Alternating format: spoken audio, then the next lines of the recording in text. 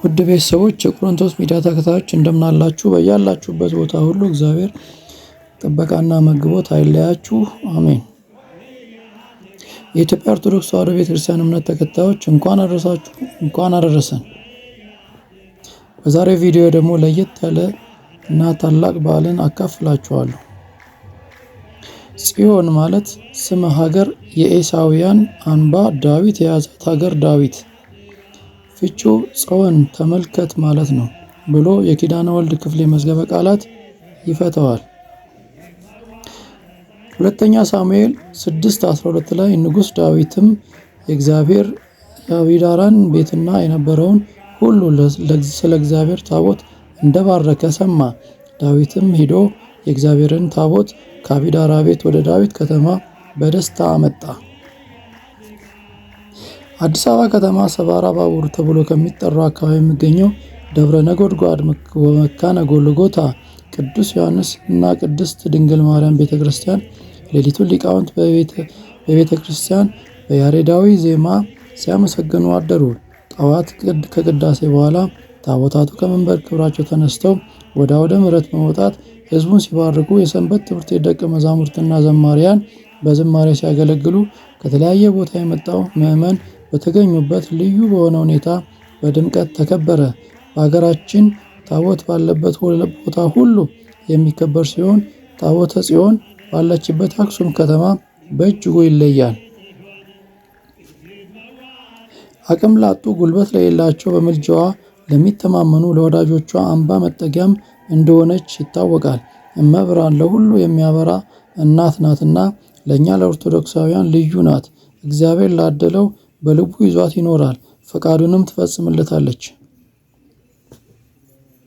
ሚልክያስ 1:11 ከፀሐይ መውጫ ጀምሮ እስከ መግቢያዋ ድረስ ስሜ በአሕዛብ ዘንድ ታላቅ ይሆናልና በየስፍራው ለስሜ ዕጣን ያጥናሉ፣ ንጹሕም ቁርባን ያቀርባሉ።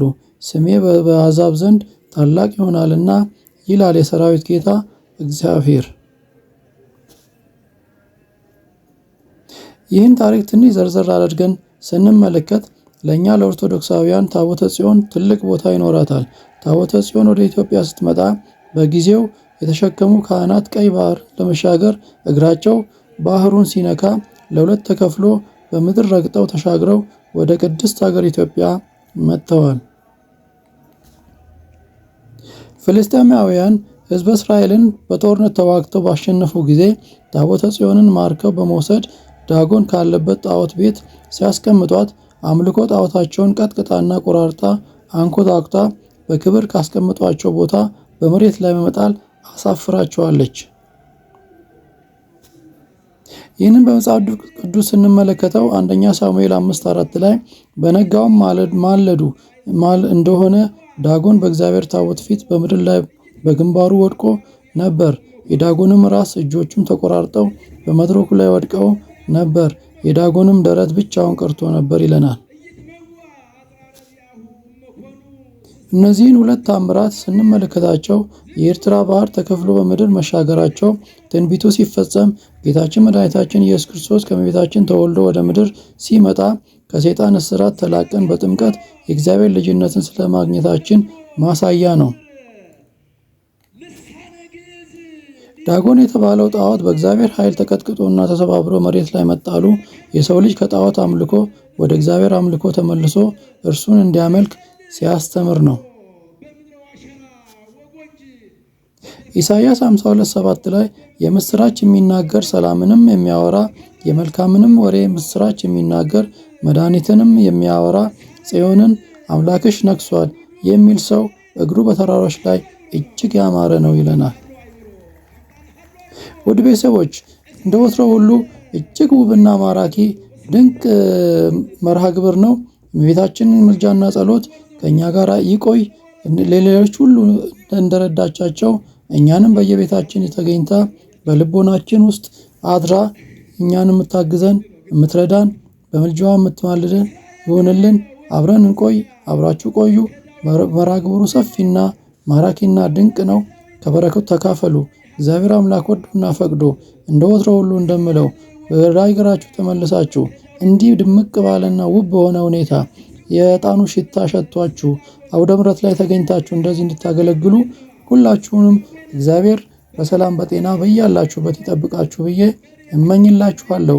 ደቀ መዛሙርት የነበራችሁ የሰንበት ትምህርት ቤት ተማሪ ሆናችሁ ስታገለግሉ የነበራችሁ ሁሉ የናፈቃችሁን አገልግሎት መጥታችሁ እንድታገለግሉ እግዚአብሔር እርዳችሁ። በያላችሁበት ቦታ ሁሉ ሰላም እግዚአብሔር ከእናንተ ጋር አይለይ። ይቆየን። መርሐ ግብሩ ሰፊና ደስ የሚል ነውና አብራችሁን ቆይታችሁ በረቱ ተካፈሉ ጋብዛችኋለሁ።